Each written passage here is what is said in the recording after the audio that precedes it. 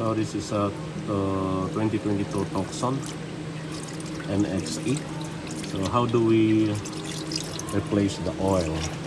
So I just removed the 17 mm over here on a drain plug.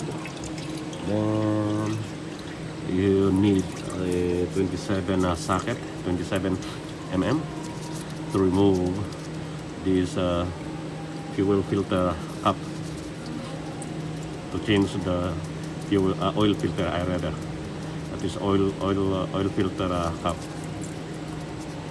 so that you can replace the oil filter inside. Okay, you just remove by 27 mm socket, and the drain plug is 17 mm.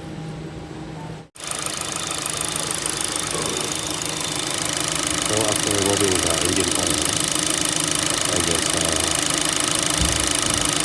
put this 4.5 liter of CW20 oil. Okay, you can just open this one, and 4.5 liter.